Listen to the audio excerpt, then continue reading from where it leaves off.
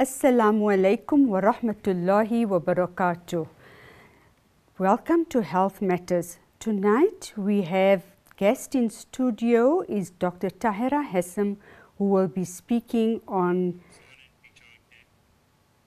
Tonight in the studio we have a guest is Dr. Taheera Hassim, who is going to be focusing on prenatal and antenatal advice.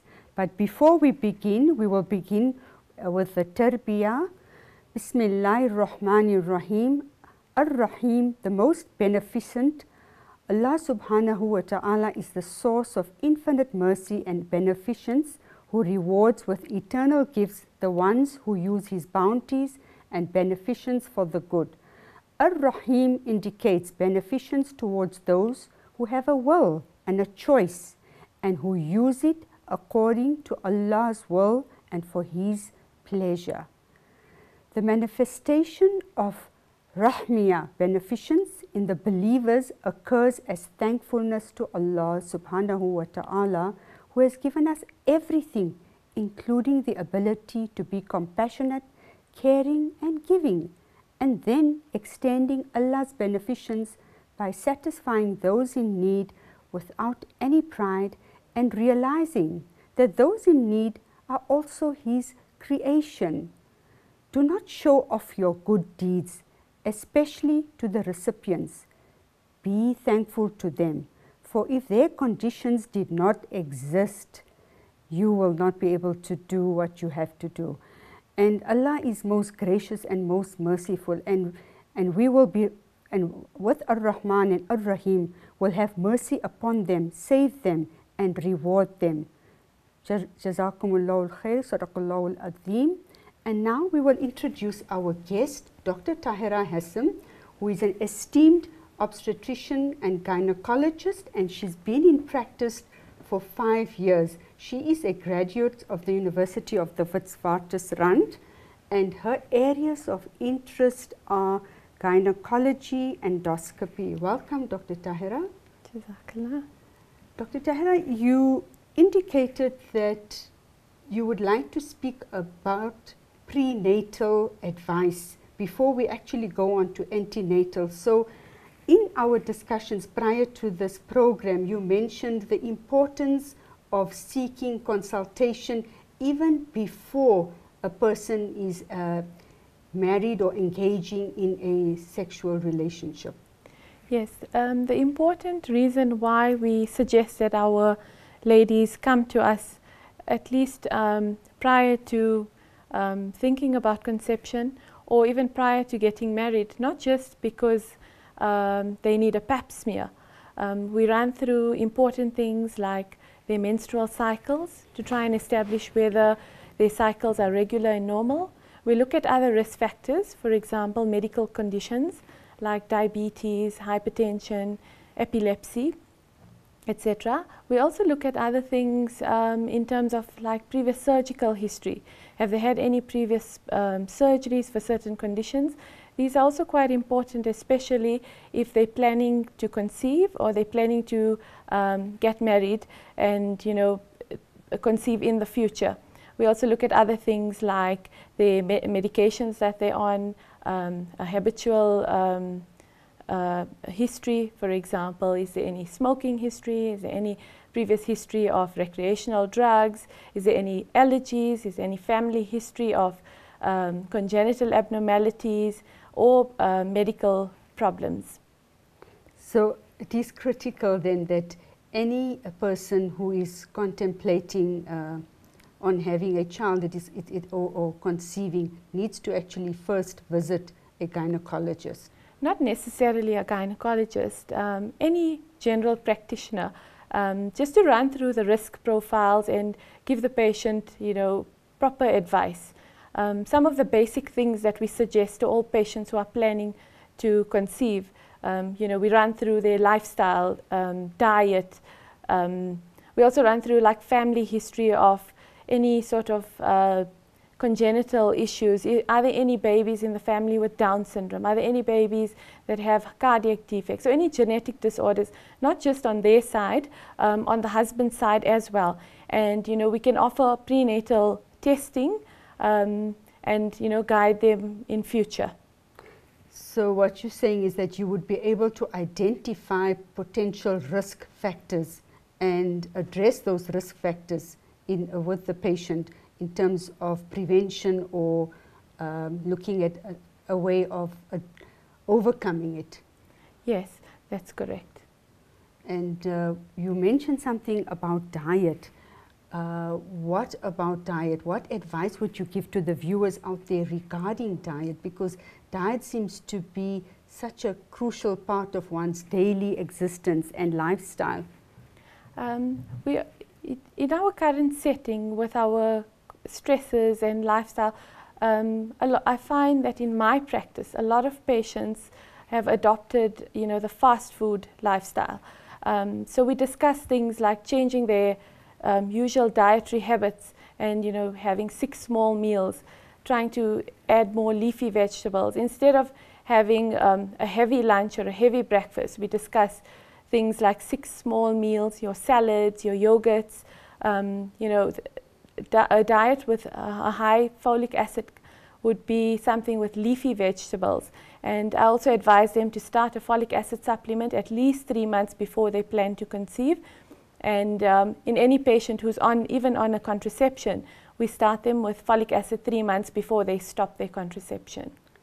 So it's the prenatal care before they actually even conceive or even go into a pregnancy. And how would this impact on the pregnancy or on the birthing process, actually on the baby? Or does it affect the baby or does it affect the mother more? Yes, in terms of dietary advice, in a normal pregnancy, we advocate a weight gain of between 10 and 12 kgs. Patients who have much less weight gain seem to struggle with growth-restricted babies, and patients with excessive weight gain struggle with diabetes and hypertension. So if we can get the diet right prior to conception, we should have a smooth-sailing pregnancy. The reason behind recommending folic acid is to prevent neural tube defects. Neural tube defects are spinal defects. So studies have shown that if a patient starts folic acid at least 3 months before, they need a dose of 400 micrograms, and that shows a 50% decrease in neural tube defects, even in patients who've had a previous pregnancy with neural tube defects, or a patient who's who has a low folic acid intake. So you're talking about oral medication then, not intravenous, as far as folic acid is concerned? So your oral medication and your diet, your green leafy vegetables and things that are rich in folic acid. So if you can be more specific, when you talk about green leafy vegetables, are we referring to spinach? Are we referring to spinach, your lettuce, cauliflower, although it's white, it's got quite a high amount of folic acid in it. Your cabbage, yeah. And what about exercise? You mentioned diet, and I'm just wondering, where does exercise fit into this health regime if we're looking at prenatal care? Exercise is very, very important prenatally. During a pregnancy, we recommend at least 20 minutes of cardiovascular exercise twice a week. So if a patient can get their exercise routine in order prior to falling pregnant, it's much easier during the pregnancy if you've already got an established routine. So you don't have to have a hectic gym workout. 20 minutes twice a week is more than enough. We recommend Pilates, yoga. That all helps quite a bit with stretching the ligaments and the muscles, and it also helps during the birthing process. So if this is established prenatally, it's not a major change in their lifestyle during their pregnancy.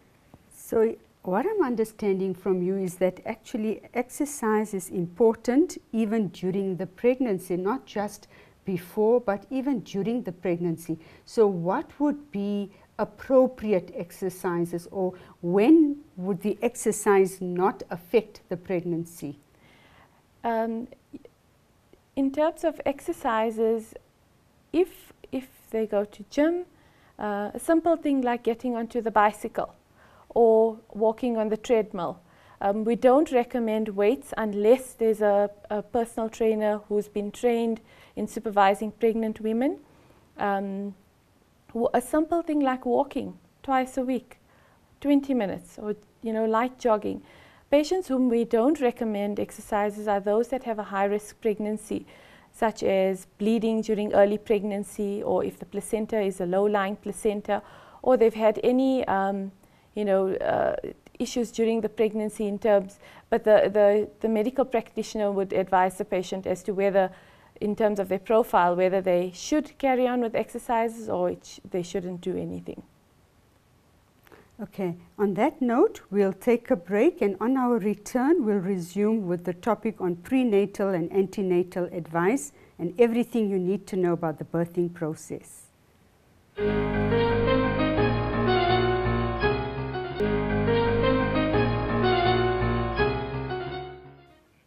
Assalamu alaikum wa rahmatullahi wa barakatuh. Welcome back to Health Matters. For those of you that have just tuned in, our guest in studio tonight is Dr. Taheera Hassim, an obstetrician and gynecologist in private practice. And the focus of discussion is on prenatal and antenatal advice and all about the birthing process. Dr. Taheera, we were talking about prenatal care, and now I'm just thinking that following the logical progression, perhaps you can focus a little bit about the actual pregnancy and advice on when a person falls pregnant. The first thing that a woman would notice is that she's missed her period. So from the first day of the last period, you would count at least 6 weeks, and that's the best time to visit your gynecologist. At that time, it would be easy to see a pregnancy on ultrasound. It would be easy to see the fetal heartbeat, and then discuss signs and symptoms that may be of concern during that pregnancy, and at the same time to discuss risk factors and to classify this pregnancy. Is it a low-risk pregnancy or a high-risk pregnancy? This is in the first visit. But as we build up with the pregnancy, then we progress to things like your birthing options, other issues that come up. As I say, it's a journey. It's like driving from here to Durban. The important thing is to get to Durban. So sometimes during the journey you would have some obstacles, but we try and sort it out by the time we get to Durban. So again, if we look at lifestyle during the pregnancy, what would your advice be to pregnant mothers? So in terms of lifestyle, as we discussed prenatally, we run through the same things again. Dietary advice. Do we try to get them to reduce their stress levels? That helps with them to be calm throughout the pregnancy, and it also eases the birthing process. Exercise is very important. We recommend antenatal classes at some point during the pregnancy. It won't start off at exactly 6 weeks. We first run through our basic ultrasounds and tests to establish that the fetus is anatomically normal, and we discuss different things that happen during a pregnancy at every visit. And initially in the first trimester of pregnancy, the biggest issue is nausea and vomiting. A lot of patients don't have an appetite, and the concern is it going to affect my baby? High levels of nausea is a good thing. It just means that the pregnancy hormone is quite high, and that maintains the pregnancy. So usually that's a big concern with patients if they have nausea, loss of appetite. Sometimes it's also quite common to lose weight in the first trimester. That's absolutely normal, and it should not be a concern. I was actually, you raised something that I was going to ask you about, the weight issue. So losing weight in the first trimester is not of grave concern. One shouldn't be alarmed about it if it's attributed to the nausea. However, if one looks at the other end of the spectrum where there's excessive weight gain, what is your advice to patients or to mothers to be out there?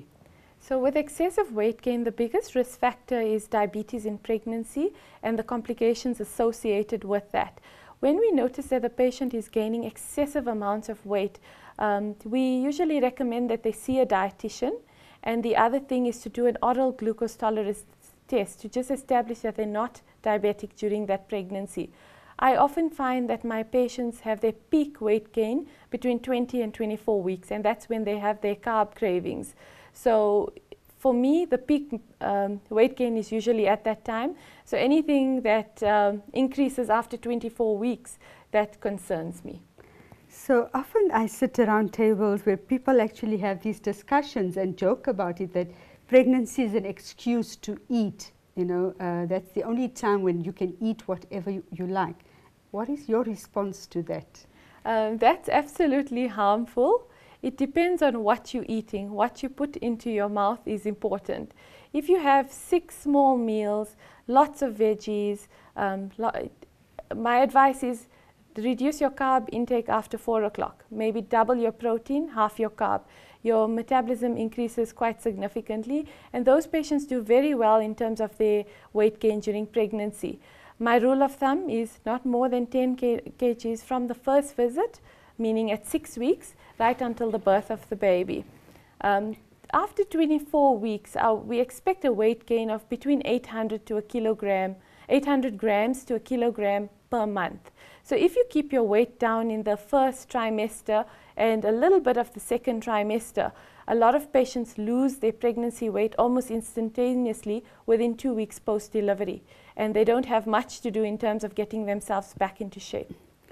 Now, you mentioned earlier on with the prenatal care and advice, you mentioned about taking folic acid. I know of people often taking vitamins and taking supplements during pregnancy. What is your advice to that? Your iron supplementation is one of the critical supplements to be taken during pregnancy. I don't recommend that patients take iron supplements in the first 16 weeks of their pregnancy, because it does cause severe nausea, and at times it causes constipation. With the high progesterone levels in that period of pregnancy, the iron supplements make things worse. So I recommend that it's taken at 16 weeks, and that's where most of the hemodilution takes place. The reason for the iron supplementation is to maintain the hemoglobin and the iron during the pregnancy because of the increased demands by the fetus, and also to prepare the mom for blood loss at the time of delivery. So it's not such a big drop in their usual iron when they have a bit of bleeding post-delivery. So the next question is taking taking medication. What are the restrictions, or what would you recommend that patients avoid, or pregnant mothers avoid? What are the things that you would say they need to steer away from? Medication is a very broad question. So, prenatally, when they've seen their obstetrician, or if they haven't seen their obstetrician prenatally, at the first visit, you need to discuss with your practitioner what medication you're on. There are certain medications that are absolutely safe in pregnancy, and there's some of them that are not safe. For example, like your blood thinning agents like warfarin. However, the other blood thinning agent called Clexane is safe in pregnancy. So all of those medications that you're on, you will have to discuss it with your practitioner. And then off-the-counter medication like taking your Panados and cough syrups and other analgesics, what is your response to that? Look at the risk outweighing, the benefit outweighing the risk. So paracetamol is safe, but in limited doses. Certain cough syrups are safe in pregnancy. There's also a group of antibiotics which are safe in pregnancy. And anything with codeine? That is a very controversial question. However, in our patients with severe pain, like a patient who's got a fibroid in pregnancy, we can give them a lower dose of codeine, but we counsel our patients. Well, I haven't seen any fetal anatomical defects with codeine. We try to steer clear from it in the first 13 weeks of pregnancy. And then again, the controversial one again is about smoking. Yeah. Usually the first trimester, most people with their intense nausea tend to reduce their smoking, but the habit starts again after 18 weeks. The risks with smoking during pregnancy are a growth-restricted fetus, placental insufficiency. Sometimes the placenta even separates from the uterus and can result in the loss of a pregnancy.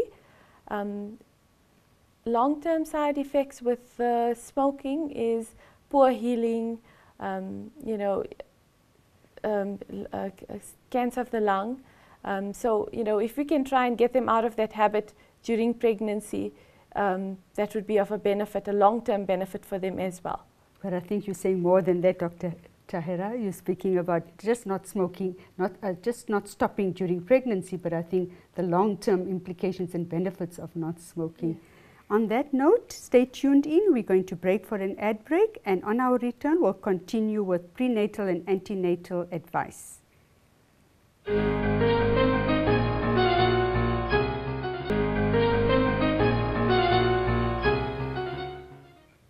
Assalamu alaikum wa rahmatullahi wa barakatuh. Welcome back to Health Matters.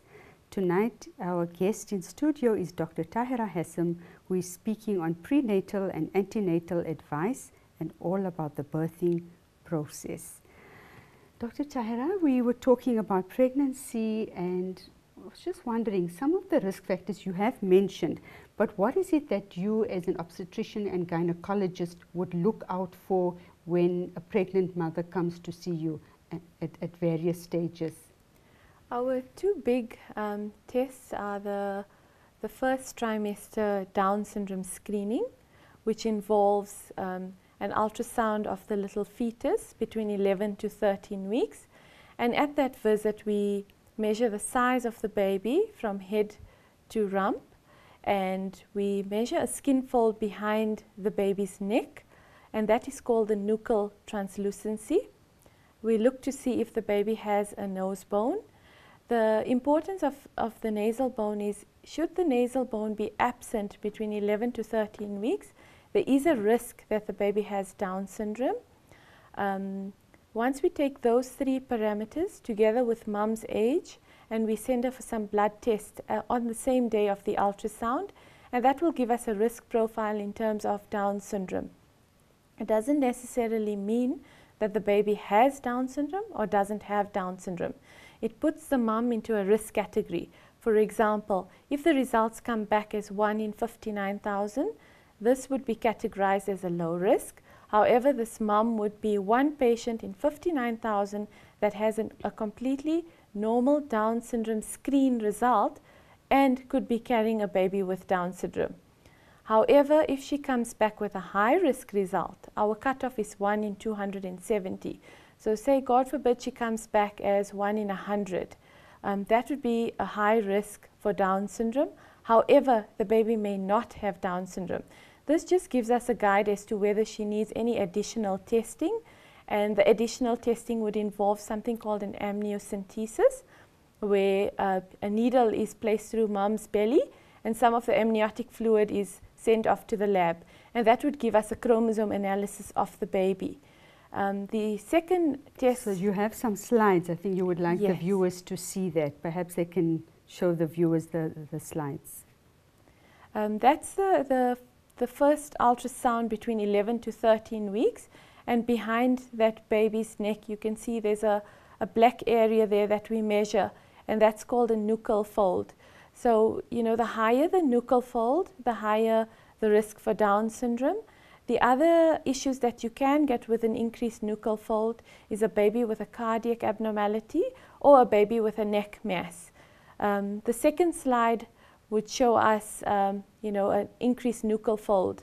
So you can see there's quite a big gap of black in that picture, and that's a baby with a high risk for Down syndrome. The third slide shows us what an amniocentesis entails, and this is only recommended if the risk profile comes back as a high risk. So if your risk profile is greater than 1 in 270, then we recommend the amniocentesis. However, they've come out with a new blood test where mom's blood can get sent to the USA and fetal DNA is extracted from that. The amniocentesis does, however, have risks. 1 in 300 patients have a miscarriage from the amniocentesis. So the alternative test would be the non-invasive prenatal test, which involves mom's blood, and that gets sent to the USA and you get results in about 10 days. Then the second important scan is done between 18 and 23 weeks, and that's our full anatomy scan. So that's looking at the baby structurally to see if the baby is structurally normal. For example, does this baby have a cardiac defect? Is there a hole in the heart? So these two scans can be done by your gynecologist, or they can be done by a super specialist called a fetal medicine specialist, which are available in different provinces. So those are the two big ultrasound and screening tests. And at the 13-week visit, we also recommend that mom has her antenatal bloods. That would involve her blood group, German measles screen, hepatitis, syphilis, as well as to see if she's anemic or not. Okay, sounds like quite a comprehensive risk profile to attend to and necessary for the pregnant mother. For the viewers out there, we would like to open the lines for any questions. The number is 011 086 7700. Remember to call in for any prenatal or antenatal questions and everything you need to know about the birthing process. Now, Dr. Taheera, we've talked about prenatal and antenatal, but there are still many misperceptions around the birthing process. What to anticipate, what to expect, because often we find that mothers who are nearly at the end of their pregnancy are often very anxious, overly anxious, because they're not quite clear on what to expect. The different birthing options are often discussed from about 28 weeks. Once we've established that our fetus is healthy and once we've established that our mom is healthy. So different options would include a normal vaginal birth or an elective cesarean section. Sometimes when things don't go very well during a normal vaginal birth, it often results in an emergency cesarean section.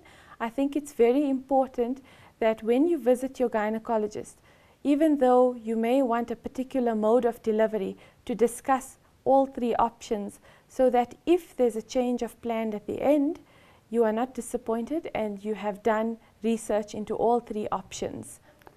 Now, often we find that people have this perception of a C-section, that it's the most horrible thing, or it's one must avoid a C-section at all costs. What is your take on that? The entire pregnancy should result in a healthy mom and a healthy birth. So healthy mom, healthy baby, healthy birth. Sometimes things don't always go the way you expect it to go. There's no such thing as you should never have a vaginal birth, or you should never have a cesarean section, or the one is worse than the other. The important thing is to have a good outcome. So your midwife or your gynecologist will discuss with you what is the safer option depending on what is happening at that time. Okay, we have a caller on the line. Assalamu alaikum wa rahmatullahi wa barakatuh. Hello? We can't hear. Hello? I didn't, walaikum salam. I didn't, you didn't answer the question about the folic acid, and that is a very important thing for the viewers to listen, especially the pregnant women. So could you please highlight on that, please? The folic acid should be started at least 3 months before conception. The dosage that comes about is 5 milligrams. However, it's recommended that you have only 400 micrograms, but the drug companies can't make 400 micrograms.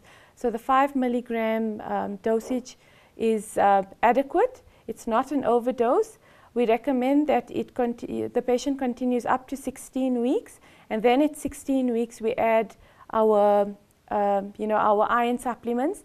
Most of the iron supplements are have adequate doses of folic acid, so you don't have to have an iron supplement plus a folic acid separately. If you look on your bottle that you drinking at 16 weeks, if it says folic acid more than 400 micrograms, that's adequate for the pregnancy.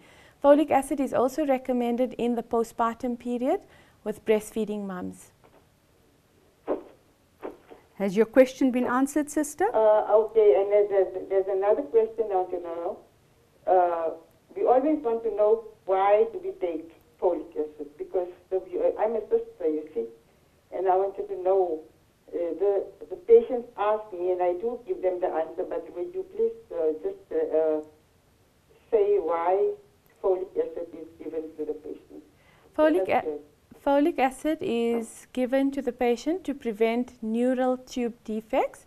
A neural tube defect is a spinal defect, and neural tube defects are avoidable, and we have found that most of the neural tube defects are because of low folic acid. So that's why it's recommended for brain and spinal formation.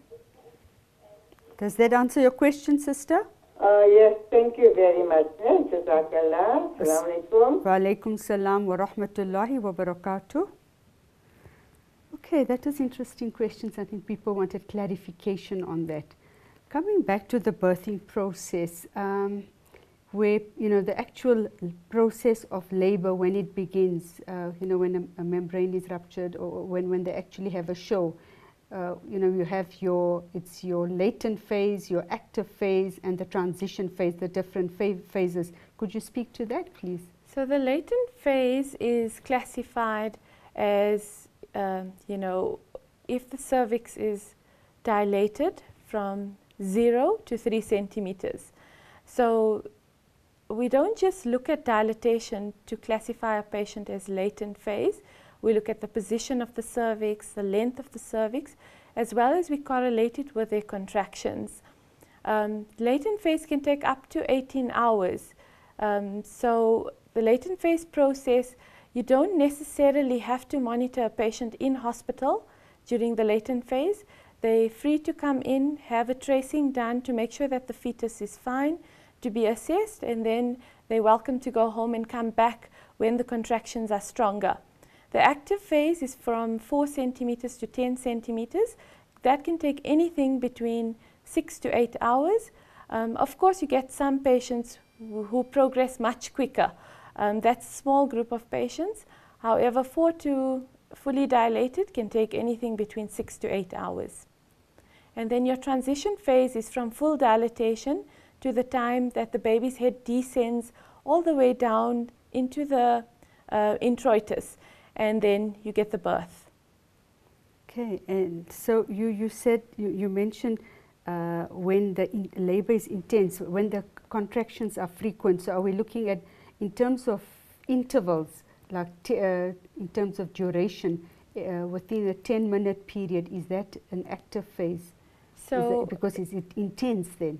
Not really. The classification for active and latent phase is based on dilatation. In terms of intensity of the contractions, you could have intense contractions and be 2 centimeters dilated. When we say that a patient is in labor, they have to have regular contractions lasting between 30 to 45 seconds, at least 3 in 10 minutes. When a patient has contractions for 45 seconds, we find that they're usually in active phase of labor. And what is your advice to people when they go into labor? What do they need to take cognizance of or take heed of? What do they actually need to make note of during that time? There's certain danger signs during labor, excessive bleeding, or sudden rupture of membranes. If the rupture of membranes take place in a hospital under fetal monitoring, that's absolutely fine. But if you rupture your membranes at home and the fetus is not monitored, that is called a danger sign. So I'd recommend that a patient comes to the hospital to make sure that the fetus is fine. Things that we advise during the entire labor process: You can eat as you wish. The patient must mobilize, move around. I often recommend that they use a Pilates ball that helps with descent of the fetal head, and sometimes even lying in a warm bath helps with the pain management and progression of the labor. Okay, on that note, we'll take another call. Assalamu alaikum wa rahmatullahi wa barakatuh. Hello. Assalamu alaikum. Wa alaikum salam, sister. Please present your question to Dr. Taheera. All right. I have a question. 37 weeks and I've been drinking a lot of drink cravings. Please, can you repeat your question? It's not coming through clearly. All right. I'm 37. Can you hear me now? We've just heard that you're 37 weeks pregnant. Yes. I've been drinking a lot of drinks. Was craving a lot of drink. You're craving a lot of, sorry? Acid drinks. Acid drinks, okay. Yes. So that, there's no real reason for that. Just make sure that there isn't any glucose in your urine, and you need to see your doctor just to exclude gestational diabetes. But it's quite common to have these cravings throughout the pregnancy, but there's no scientific reason as to why you're having cravings at 37 weeks. Oh, all right. Thank you so much. Okay, assalamu alaikum wa rahmatullahi wa barakatuh.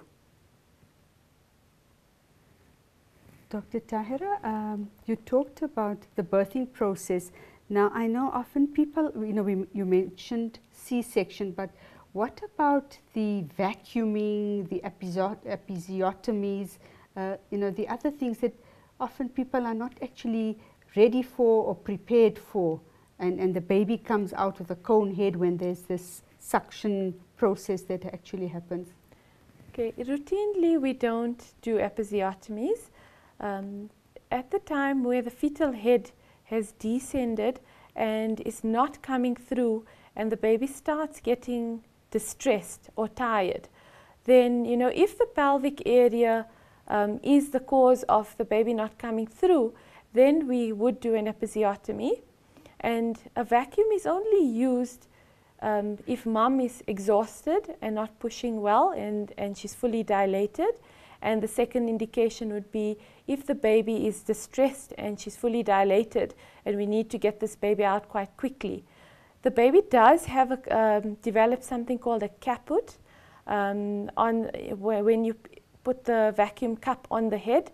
However, that resolves within about 3 days. It doesn't cause any brain damage, but sometimes it does cause a little bit of jaundice. Okay, so the risk factors are actually minimal from what you've described. Yes. And other side effects during the birthing process, the pain, we know that mothers often complain of pain afterwards, postnatal. Postnatal pain, the immediate postnatal pain could be just from uterine contraction, or from, if there's an episiotomy or a tear. We often give our patients analgesics to combat this. It takes anything between 2 weeks to 6 weeks, depending on the amount of injury at the introitus of the vagina. Healing can be very quick, or healing could take long. It just depends on how the birthing goes.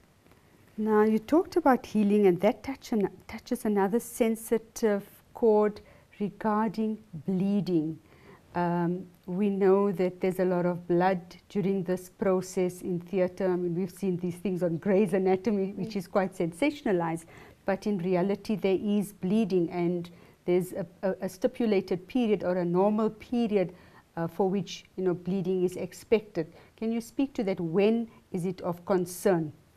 So immediately post-delivery, after vaginal birth, about 500 ml gets expelled, and after cesarean we expect about 1 liter of blood loss. And once the uterus is contracted, we still expect the patient to have a few blood clots that come out. the bleeding eventually gets less and less. If you find that you're bleeding clots and clots for 3, 4, 5 days and there's dizziness associated with it, then that's of a concern. However, a gradual decrease in the amount and the color of bleeding does happen in that first 6 weeks. Eventually, by 6 to 8 weeks, you get a sort of brownish discharge to a yellow discharge, and after that you would expect, you know, either your period, depending on whether you're breastfeeding or not, and it also depends on whether you're on some sort of contraception. So we are coming to the end of the program. Are there any specific pointers that you would actually want to alert pregnant mothers about?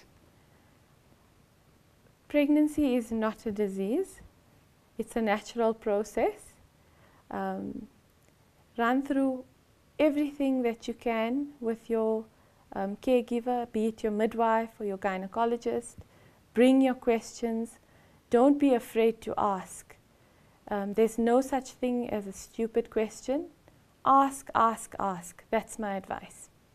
Well said, Dr. Taheera. I think the important thing is to be able to communicate whatever concerns, fears or worries that a pregnant mother has, both about the birthing process and even after the birthing process, because often I think lots of people provide advice and you know, a mother is quite anxious not knowing where to turn or who to turn, but who better than the obstetrician and gynecologist who can provide expert advice to the mother.